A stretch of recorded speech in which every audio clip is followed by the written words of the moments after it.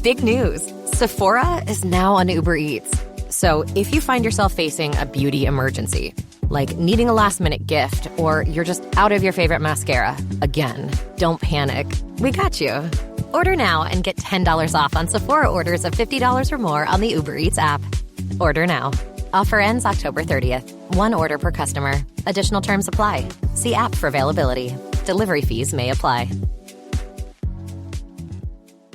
The family that vacations together stays together. At least, that was the plan. Except now, the Dastardly desk clerk is saying he can't confirm your connecting rooms. Wait, what? That's right, ma'am. You have rooms 201 and 709. No, we cannot be 5 floors away from our kids. The doors have double locks. They'll be fine. When you want connecting rooms confirmed before you arrive, it matters where you stay. Welcome to Hilton. I see your connecting rooms are already confirmed.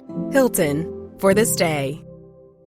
Wish you could become a morning person? You know the type, up before the sun, early morning runs, first one to the office with donuts and a smile. How do they do it? Easy. With the new Galaxy Watch 8, sleep tracking and personalized insights from Samsung Health help you improve so you can wake up to a whole new you. One who, dare I say it, skips the snooze? It's possible. Train your sleep with Galaxy Watch 8. Learn more at Samsung.com. Requires compatible Samsung Galaxy phone, Samsung Health app, and Samsung account. This episode is brought to you by Nespresso and Samra Origins by the Weekend Coffee Collection. Introducing Samra Origins. My collaboration with Nespresso is a connection to my roots, to my mother, Samra. Coffee that hits the right notes. It transports you. Crafted with unique notes and bold, soaring flavors. Experience a taste that moves you. Nespresso and Samra Origins. Discover more at Nespresso.com. Purina believes no one should have to make the impossible choice between their own safety and their pets. But nearly half of domestic abuse survivors delay leaving because they can't bring their pets with them. Through the Purple Leash Project, Purina is helping create more pet-friendly domestic violence shelters so survivors and their pets can escape and heal together. Visit Purina.com/purple to learn more. Hello, everybody, and welcome to the Kelly Green Hour. And for the first time in 287 days, we're not following an Eagles game with a victory. Green Hour. I'm your host, El Jarrell, and as always, I am joined by my co-host Connor Donald as the Philadelphia Eagles fall to the Denver Broncos 21-17 at Lincoln Financial Field. Connor, I don't know where we're going to start, but that fourth quarter was not a fun watch. No, was not. Pretty much after the Saquon Barkley touchdown to kick off the third quarter, it became thoroughly unenjoyable to watch after that. And in typical fashion, the offense played one half of football and completely disappeared after that. So how about we start there and the disappointment of the offense? Yeah, we will start there. But as always, before we get started, follow us on Twitter at Kelly Green Hour. Follow Connor on Twitter at Connor10. Follow me on Twitter at LJHerald54 and follow the Eagles Pinpool Network on Twitter, YouTube, Facebook, and wherever you get your podcast at Eagles Pinpool Network. And if you're joining us, I'm sorry, I'm like thrown off because it's a Monday, B, we're coming off a loss. You know, it's just weird. If you're joining us live, let us know your thoughts on the game. The way Jalen played, AJ, the defense, just let us know it all. All right, Connor. First, starting with the offense, do you think that Nick Sirianni acquiesced to A.J. Brown after he sent out that tweet last week? They threw the ball 38 times, dropped back 44 more. And we're a running football team now. And obviously the running game has not worked as well this year, but something changed because they don't throw the ball this much, and they did this week. What are your thoughts on that? I mean, maybe we can say he over-acquiesced to A.J. Brown, because I agree with you. I think somebody posted that after the Saquon Barkley touchdown in the third quarter, or even the whole second half as a whole, they ran the ball one time.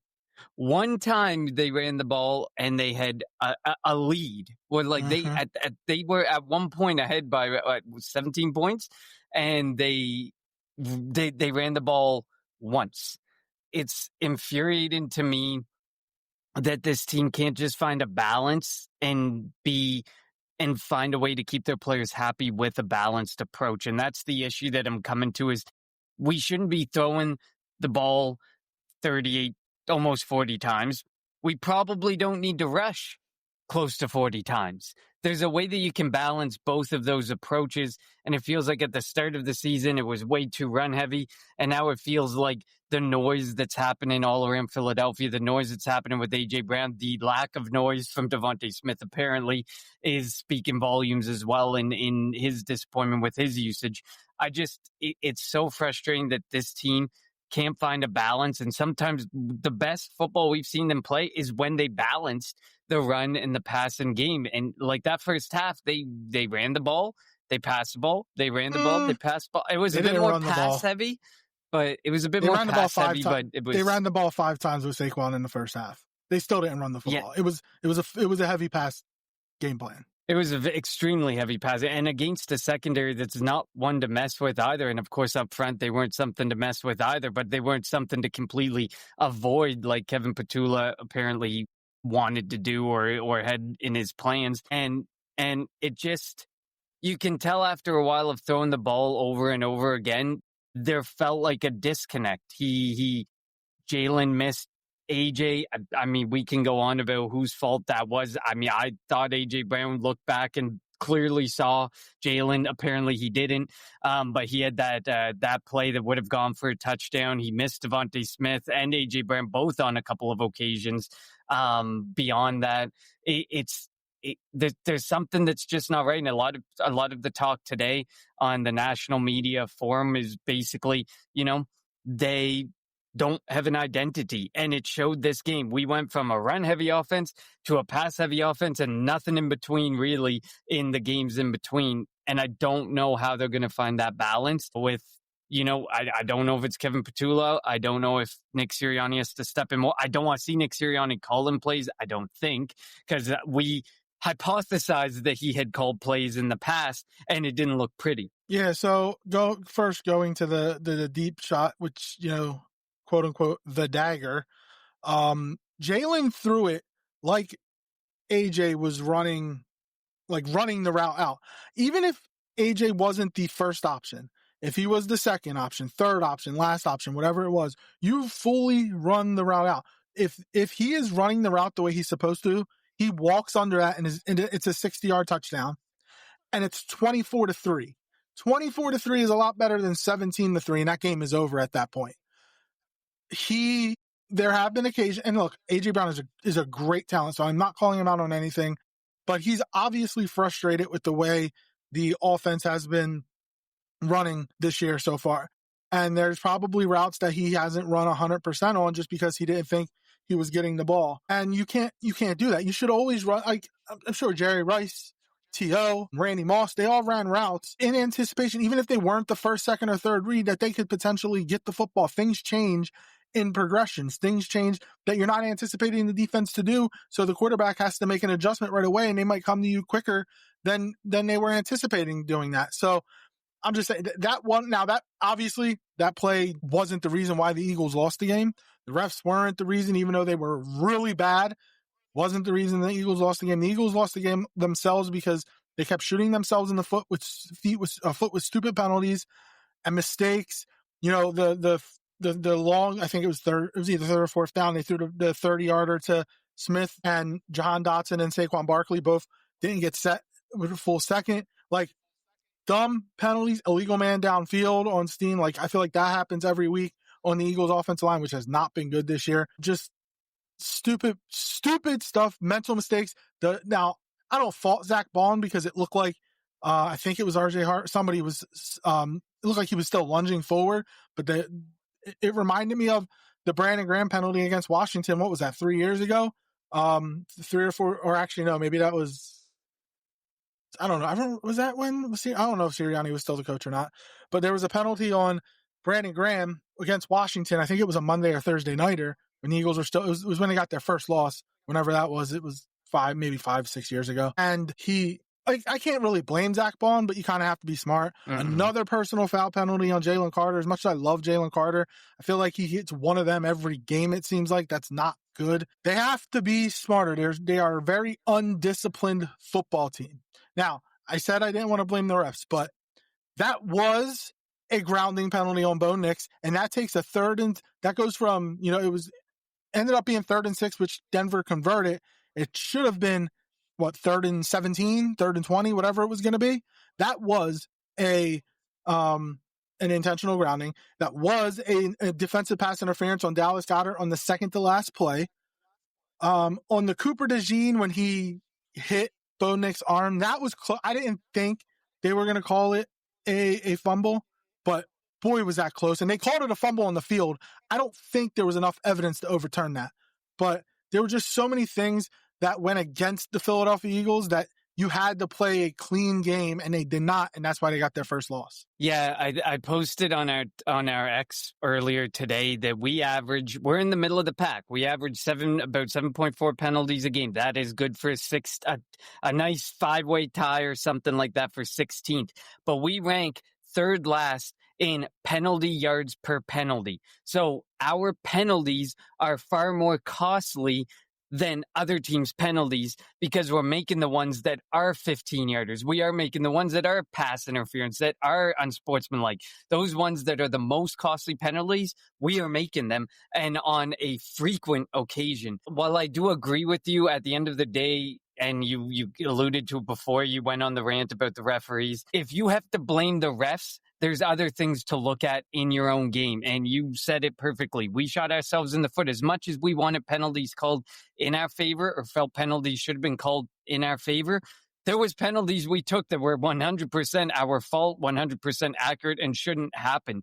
And for it to be week 5 and the same penalties seemingly continuing to happen over and over with some of these guys, especially Jalen Carter, is infuriating. A guy like Vic Fangio needs to be able to get in those guys' heads and be like, there's no more. Nick Sirianni should not be sitting there accepting this week in and week out. You can't be, 7 seems like a lot, but the fact that you're in the middle of the pack, okay, the penalties it's probably going to be close to 5 to 7 a game, but the big ones have to stop. The unsportsmanlike has to stop.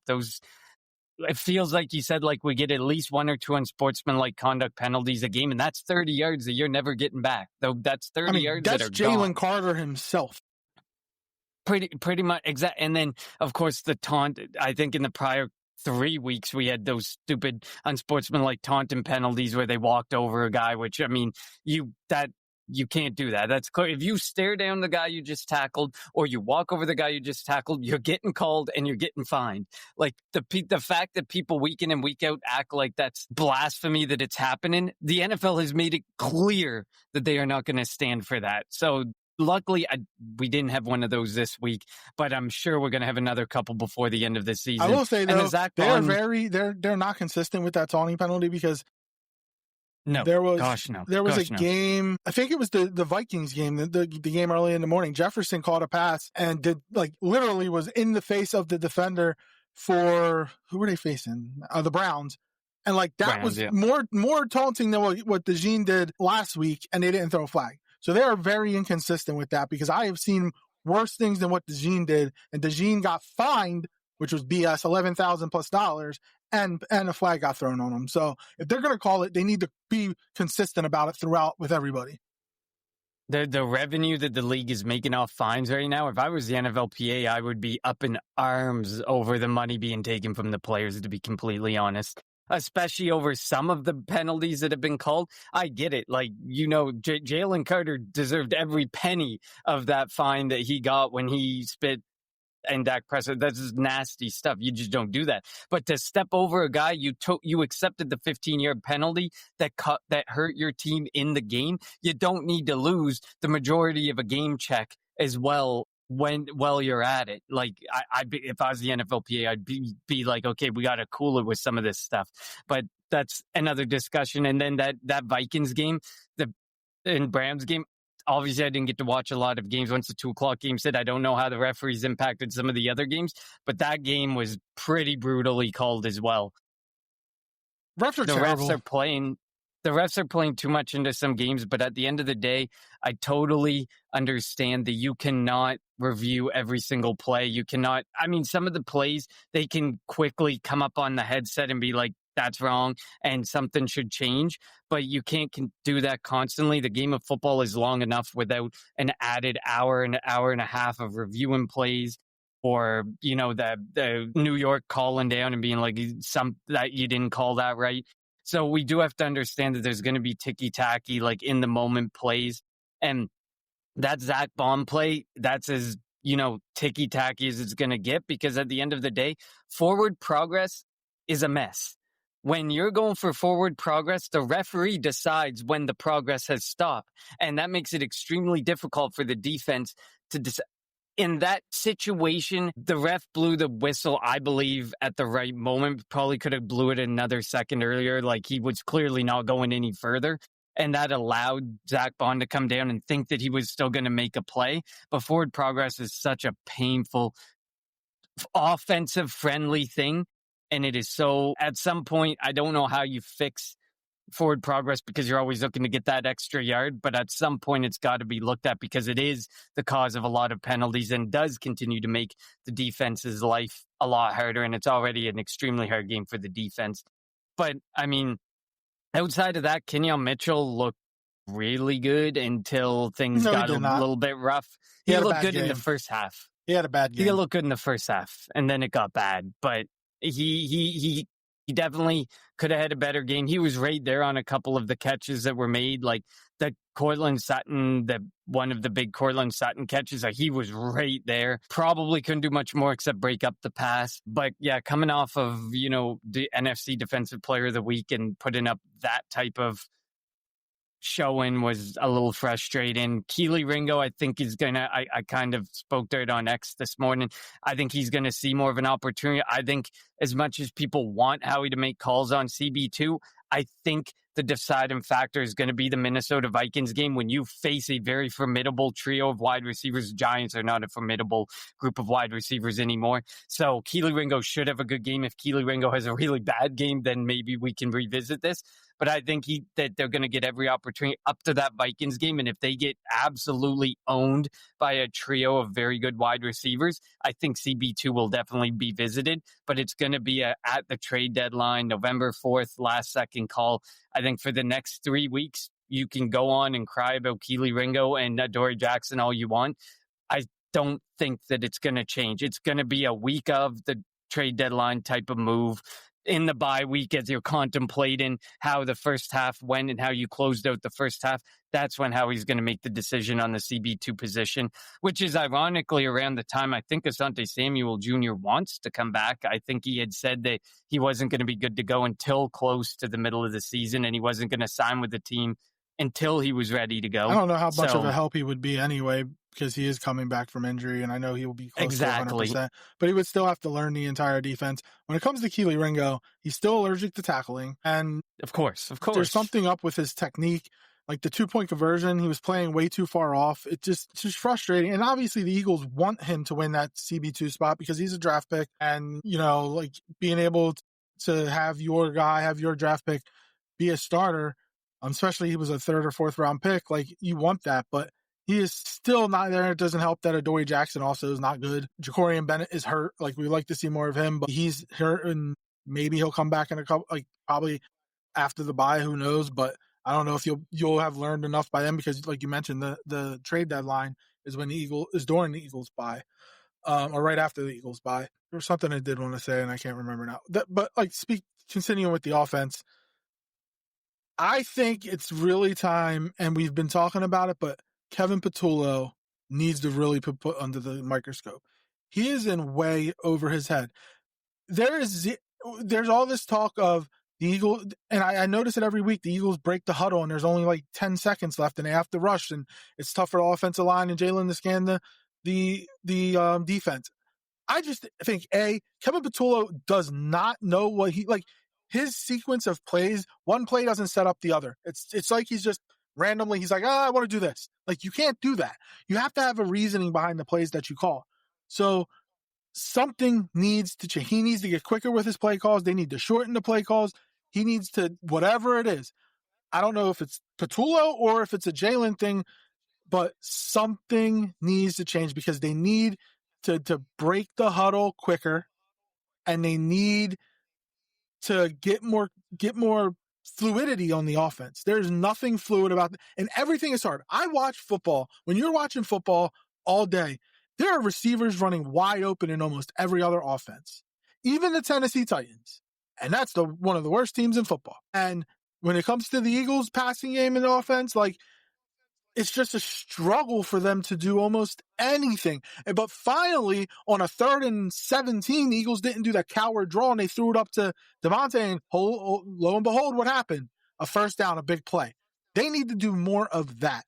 Also, actually, no, you can go ahead. I lost my train of thought. I'm frustrated. Listen, I totally get it. It's funny you brought up that Tennessee game because that game was hilarious. But beyond that, I agree with you. It's totally an identity crisis, and it stems back to Kevin Patullo.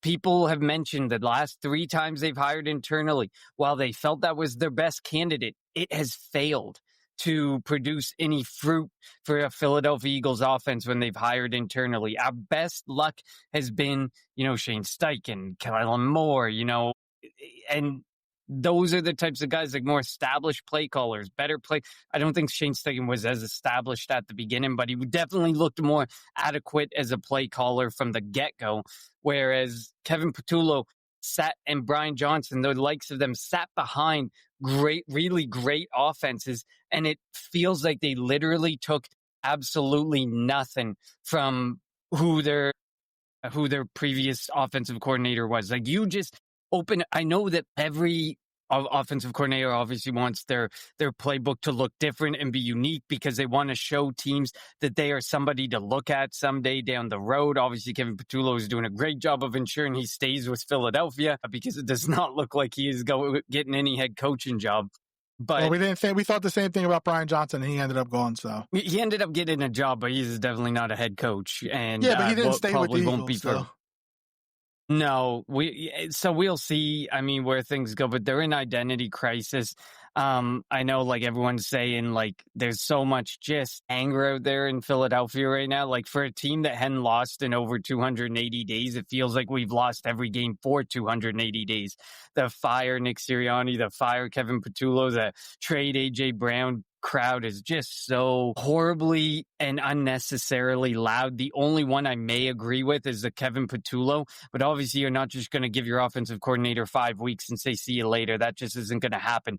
You're going to either figure out something in-house like they did with Brian Johnson, where they kind of booted him off the play calling duties late in the season, or you're just going to end up suffering through the season with Patullo in some way, shape, or form as your offensive coordinator. But is he calling the plays? We may end up seeing something change there at some point.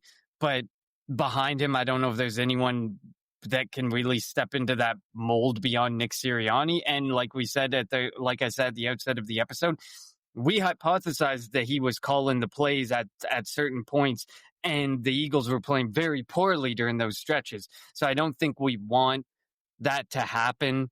And then there was a lot of people who are like, this is why you need your play caller as your head coach, because then your great play caller can't be poached, blah, blah, blah. That just isn't going to happen with Nick Sirianni. Nick Sirianni is currently one of the most winningest coaches with 50 plus games coached in NFL history.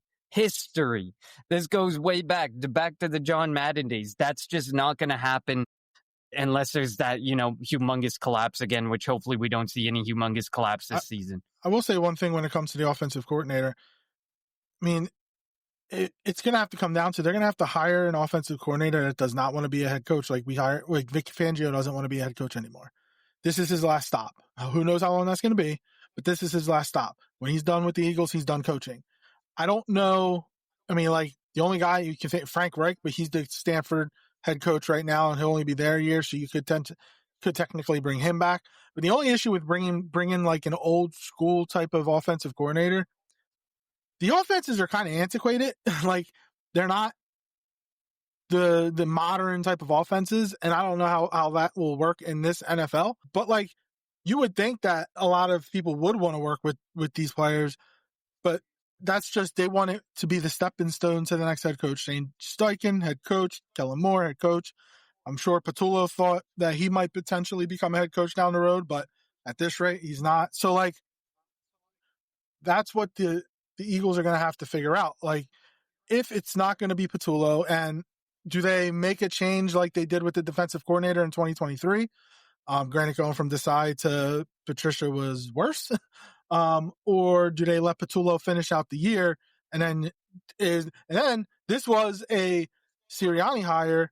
Does Howie and Jeff Lurie make the hire like they pretty much made the hire on Fangio, and they made the hire on Kellen Moore?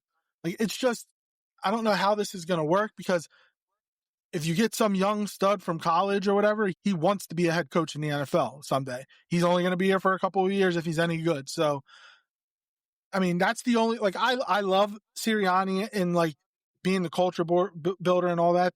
That's the only downside of him not really being good at calling plays, is that like the voice in Jalen's head changes every year. That's it. Like, yep.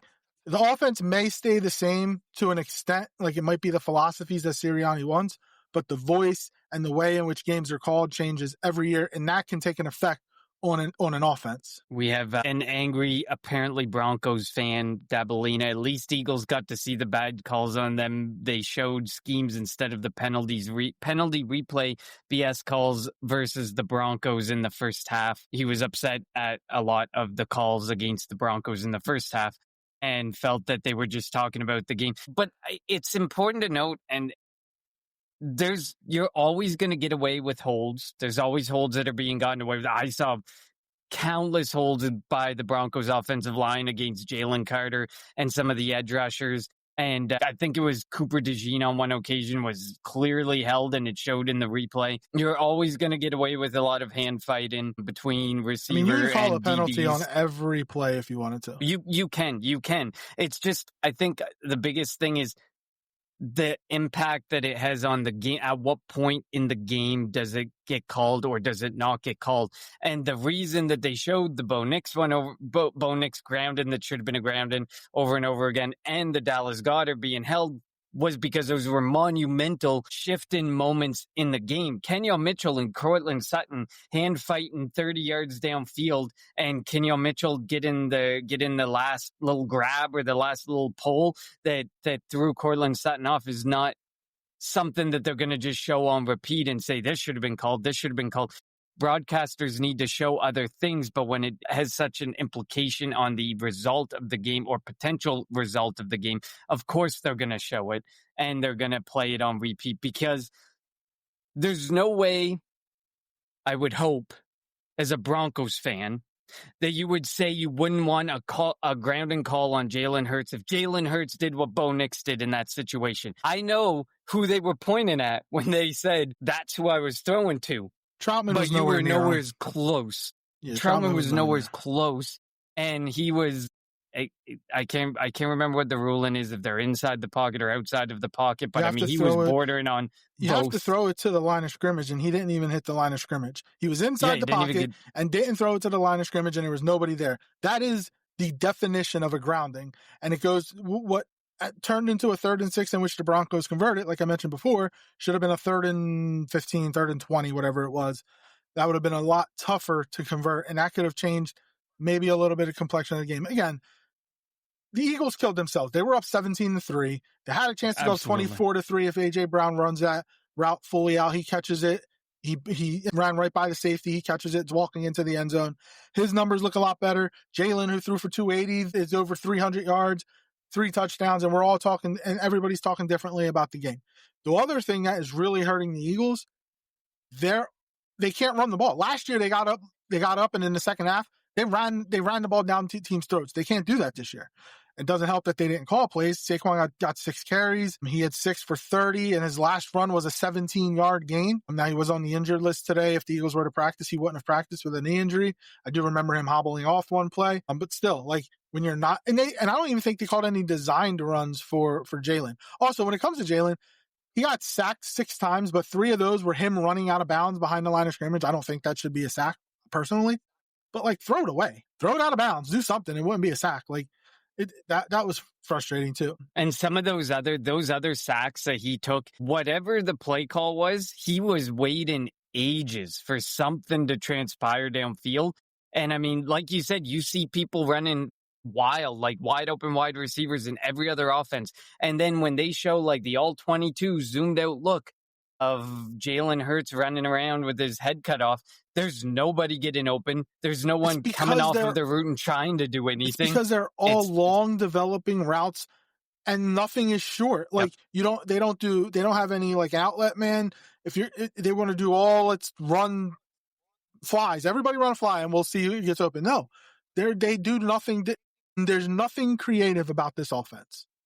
And I mean, I think it's important to note, but sad at the same time, things were going super well when they had Grant Calcaterra as his outlet guy. And then as soon as Grant Calcaterra got hurt, it's like the offense lost its entire focus and direction. And it's like, but you could have had anybody else go in that Grant Calcaterra role and probably make a play on some of those, if that's the missing piece that you needed to make things work in the second half, and it wasn't because he wasn't there.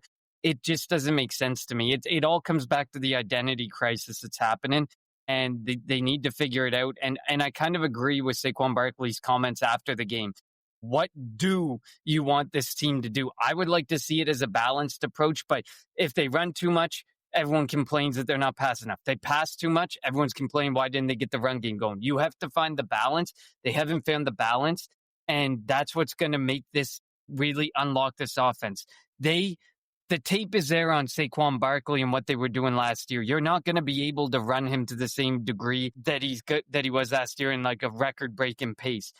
You have to find a balance and use all the great weapons that are there at your disposal. And I don't know how it's going to happen, when it's going to happen, but Kevin Patullo needs to find a way to balance his play. And like you said, get it out quicker, because that Saquon Barkley illegal motion penalty, 100% was because of how rushed they were getting to the line. The Broncos, Vance Joseph and the Broncos defense deserves a lot of credit, because first half they played a lot of man, and the Eagles, AJ Brown had kind of, I think, won the matchup with Patrick Surtain. Devontae Smith also obviously had a great day against Riley Moss, but the second half they kind of went to a zone, and the Eagles suck against the zone. Apparently they can't do anything. Everybody, usually there are receivers that will run, they'll find an open hole in the zone and sit there and wait for the quarterback to reach them. The Eagles receivers run right to a corner or defender, and don't it seems like they're just Velcroed to somebody. They never find an open space. So it's just so frustrating. Also, all those people that wanted the Eagles passing game to be big, Jalen Hurts was 23 of 38, 280 yards, 2 touchdowns. Guess what? They lost. How are they winning games? How did they win 20 of the previous 21? They've been primarily a running team.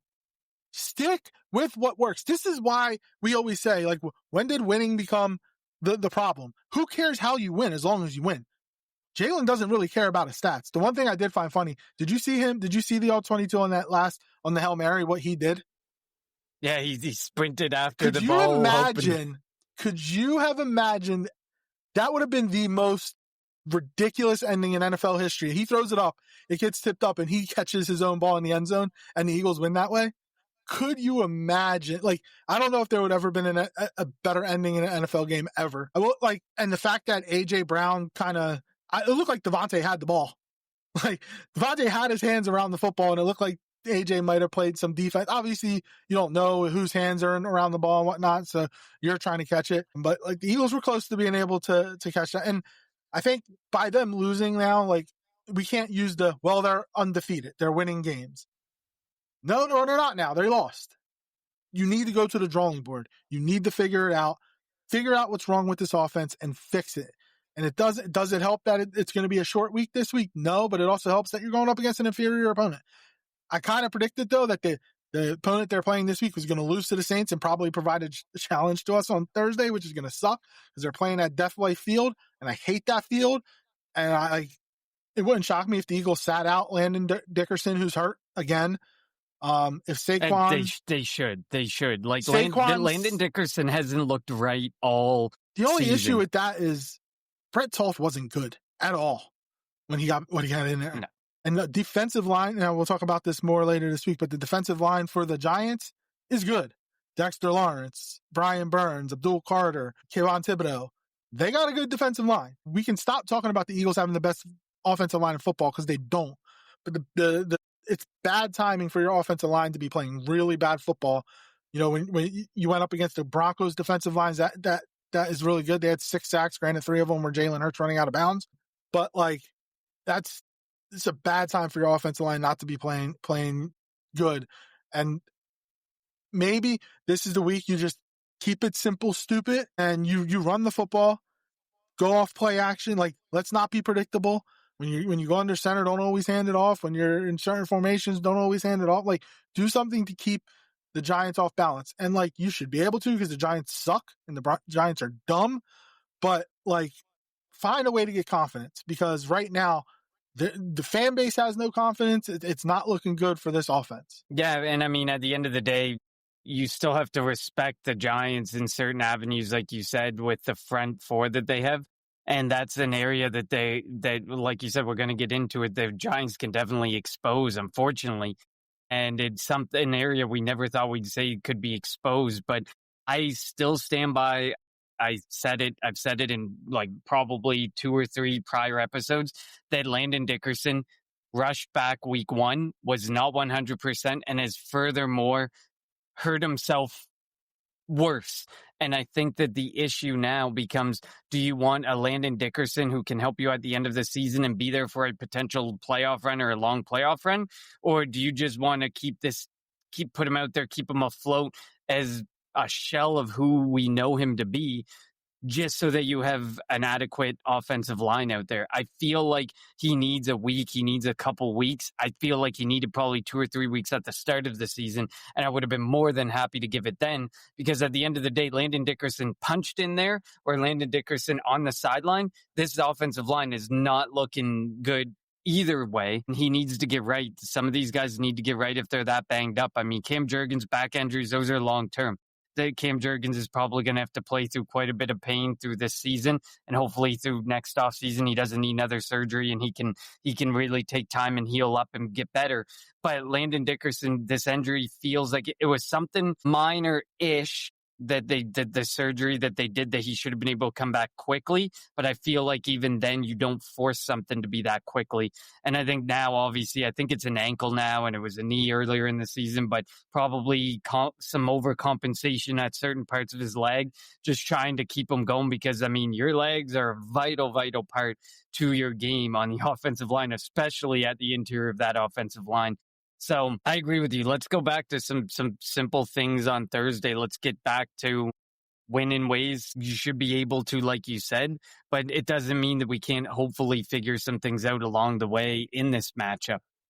Let's jump over to the Eagles defense. The first half, they did really well. They're still struggling against the run, though. They're giving up way too many big runs and giving up way too many rushing yards per game. They got worn out in the second half. They were on the field a lot. Like, the Eagles usually win the time of possession, and the Broncos won it by like 10 minutes. So they took advantage and they wore the Eagles front out. Like, I thought Quinion didn't have that great of a game. His coverage was on a lot of plays was tight on Sutton. It was just good, back shoulder throws by Bo Nix. But no pressure once again. A lot of the time, like, Bo Nix was able to move around in the pocket.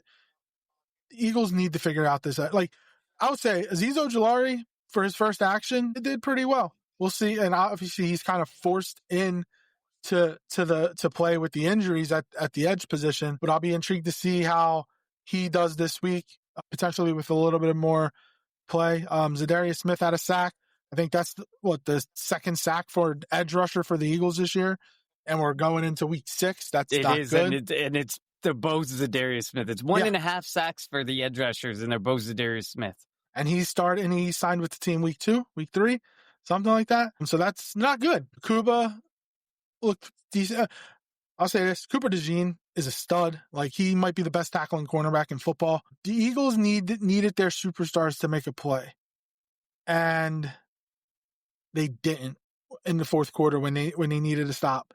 And the Broncos just went down the field and picked them apart in that fourth quarter. 18 unanswered points. 18. That should never happen against the Eagles. Yeah, I agree. But to the same point, I mean, like, when you look at it, like you said, the time of possession, there was a 10-minute swing, and I would almost argue that the 10-minute swing was all in the second half. It was probably close to even around halftime. And the majority or all of that swing happened in the second half because it felt like I was watching the defense out there constant. I think they only had one offensive possession outside of the final, the final hurrah drive that had positive yardage again for the offense. So when all you're doing is 3 and out, 3 and out, 3 and out, you're going to absolutely, it feels like the Chip Kelly offense all over again, except the Chip Kelly offense was really fast and they scored too quickly at times. This offense is just, dependent. But then now you look at it now this offense can't get anything going and they go 3 and out and they're off the field just as quickly. At least, with the Chip Kelly offense, you could have, a 3 or 4 minute sustained drive. With this, they get like a minute and a half of sustained drives. It's hard for the defense if they're constantly on the field or if they're out there.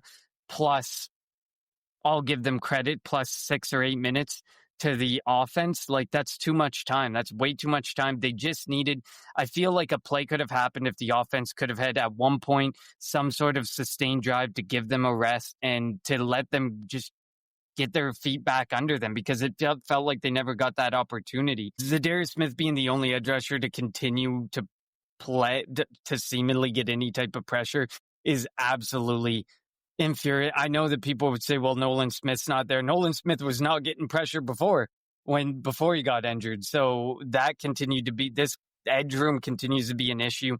CB2 might be an issue. I feel like how he won't address edge because he knows Nolan Smith, having guys come back. Sometimes there's that quote that managers love to use that I hate hearing is like, well, we're getting a guy back. So it's like a trade happening, but not happening. And they could potentially think that with Dean getting healthy, Dean can go to linebacker and Campbell might potentially be able to be, true. Which I don't know if I would want to do that, like make that a permanent thing, but Campbell can do that as well. Yes, I absolutely agree. I think there's more of a plan at edge than obviously at CB2. CB2, it's just like we really want Keely Ringo to win out and show that he can be the guy. Or they're waiting for Jacorian Bennett. They're like, well, we already tried to address it. If Adore's not the answer, Keely may not be the answer. Well, Jacorian Bennett will be back after the bye and he might be the answer. It just feels like it's the equation is by quantity versus quality as at CB2. Eventually they're going to find the answer just by continuing to sift through these guys. But to me, I think the most frustrating thing on defense was just the amount of time that they had to be on the field, not being able to make one play when the play was needed. It felt like we were playing like a sticks defense at times. When we had the lead, we were playing it too much. And then when it got really close and Denver was driving, it felt like we were still doing it. And I'm like, they had to get more aggressive. It felt like the first half when they were a more aggressive offense, or they felt like they were a more defense, they felt like they were a more aggressive defense. That's when they were making plays. That's when they were making stops. That's when we saw, like, it just felt like a tale of two halves for both sides of the ball this time. But I don't fully blame the defense on the backside of it this time, because the offense didn't give them a chance to get their feet under them, get their rest, and be capable. As much as these guys are these absolute stud athletes, they can't be on the field for, 20 minutes of a 30-minute half of football. It's never going to work. It's never going to be good for a defense if they have to be out there that much. Yeah, I agree with you. That's why while I am disappointed in the the defense for not being able to get any stops, I don't fully place it on them because the offense literally was non-existent after the Saquon 47-yard touchdown catch. And they have to find, and again, they haven't been able to salt away games with the running game like they did last year just because the offensive line is broken. The offensive line just too injured and the running game hasn't been able to get going. I don't know if we blame it on the Madden curse, but Saquon hasn't had the same holes. Saquon hasn't had the same burst. Granted, he did on the catch and run, he beat Alex Singleton, which isn't a surprise. As Eagles fans, we know that. So hopefully they figure it out offensively. I don't know what needs to be done, but they need to find consistency. They need to get Jalen and AJ in a room and they need to talk, because it's apparent that they don't talk. Like, there was a question asked after the game to AJ. He said, after a play like that, you guys you miscommunication. Do you go up to Jalen and, kind of talk about it, see what happened. He goes, no. And that was it. It feels like whenever each other is asked about, or whenever one of them is asked about the other, it's a one-word answer and then they move on. Something is not right. And it's totally different than 4 years ago when AJ got here. We saw the FaceTime call between the two, and, I think Jalen is still the godfather of AJ's daughter. Who knows now? Like, I don't know how all that works. Like, if you were the godfather one day and not godfather the next day, I don't know how all that works, but their relationship has definitely changed. It's not as tight as it was. Now, who knows? Like, we don't know, obviously. Like, they could just be together laughing at everybody, but just on the field interactions and the way that they talk about each other in the media is definitely different. Well, yeah, you definitely feel like a tension there that definitely wasn't there. May have been there at times because they're both super competitive guys, and one of them wants the ball. The other guy's responsible for getting the ball to him. But I mean, after a miscommunication like that, you absolutely should be. I mean, I don't know who should be the one to do it, but I feel like that's a Jalen Hurts thing. Jalen should have went up and said, hey, what was up there? What did we miss? And because obviously he threw the ball thinking that AJ Brown was going to complete his route. He was going to come out of the route, and he's gone for this massive touchdown run. But then there was clearly a miscommunication there along the way. That relationship is, I don't want to say it's beyond repairable, because I think that these guys can work together and repair it. It's just how badly they want to do it and stop playing the blame game and wanting to work together to make this offense the best offense that it can be. And then to hear that Devontae Smith is not happy is really frustrating as well. I mean, his silence, I guess, numbers this week. He did get his numbers. He did get that 100-yard game, which, has eluded him and is still eluding AJ Brown right now. But even then, I don't think that just one game is going to repair these situations. It has to be a consistency, a balance in the offense. And Doughboy will call you out here. He says offense kept going 3-0. We don't have an identity on offense, including balance on offense. Couldn't agree more. Like, I think that making everyone happy is finding that balance. I think we are no longer, honestly, I don't think we can be considered a run-heavy team anymore. You need to find a way to be near 50-50 with the way that, depending on the game, some games are going to lead you more towards a pass. This game shouldn't have been this heavy passing. But some games are going to lead you maybe more towards the run, and the run game may be working more effectively. But at the end of the day, they have to find a way to balance it and become more of a team that utilizes all of their weapons. Because there are so many guys like Josh Allen, like, Justin Herbert, who would absolutely give to have a manager who's bringing in these absolutely elite weapons for their quarterback to use at his disposal. And they don't have that, but Jalen has that. And I think that they need to figure it out and find that balance and get all of the guys involved that need to be involved, because they all need to be involved. We are not this great offense without all of them being involved in some way, shape, or form and being effective at it. The Eagles should definitely take advantage of this, because in a couple of years, you're going to be playing Jalen Carter, Quinyon Mitchell, Cooper DeJean, I guess Nolan Smith, maybe Reed, but hopefully not to an extent. Jahad Campbell, he's got like 4 years, but still, like, it's going to switch from where the offense has gotten the majority of the cap to where the defense will get majority of the cap. You're not going to be able to keep all these weapons that you have on. Now, obviously, say by 2029 and the salary cap explodes with the new media rights deal, then like I could be talking out of my ass right now. But like, it's good. The Eagles are offense, like all their money and majority of their money is put into the offense right now. And I think that the Eagles spend the least amount of money on their defense. That's going to flip in a couple of years, probably. So the Eagles need to take advantage of it. It should not be this hard to run an offense with this talent. It makes zero sense. And I'm putting the blame on the offensive coordinator. It's him. He obviously he's never had this. He's never called plays before. He's never had this amount of talent around him before. Obviously, he's been here for 5 years. You would think that he has he'd be able to have the communication down with Jalen and with this offense, but something isn't clicking. And I think it's Patullo, and I don't know if he's going to get fired. I doubt he will, but hopefully they figure it out. We don't have the bye. We didn't have the bye week 5 for somebody to go in there and be like, hey, we need to be a running team or whatever it is. They need to figure it out now, and it does help having the Giants 2 of the next 3 games before the bye. And I don't know how much, because I know there's a lot of people saying Sirianni needs to step up more and be more involved, like talking wise. And I do agree in that regard. Like, you have this situation that's clearly reaching a boiling point between AJ Brown and Jalen Hurts. Whose responsibility is that to get these guys in the room? It's the culture builder. You're the head coach. You need to find a way to get Kevin Patullo headed in the right direction and get the offensive weapons talking together because at this point, it feels like each of them, the way they talk to the media, each of them is their own entity in the offense, and they're not one offense and one team. And that needs to change. And I feel like a lot of that has to start to fall on Nick Sirianni eventually, that he needs to step up and be the guy to get the big boys in the room. Because right now it feels like, sadly, egos might be getting in the way. And those shouldn't be getting in the way, because we've seen in the past with the Eagles and with a Nick Sirianni-led team, the egos kind of stayed out of it. They played as a team, they won as a team, they lost as a team, and right now it feels like they're very divided. Definitely on the offensive side of the ball. Defensive side of the ball, not as much. I think defensive side of the ball, they just got to get their discipline in check.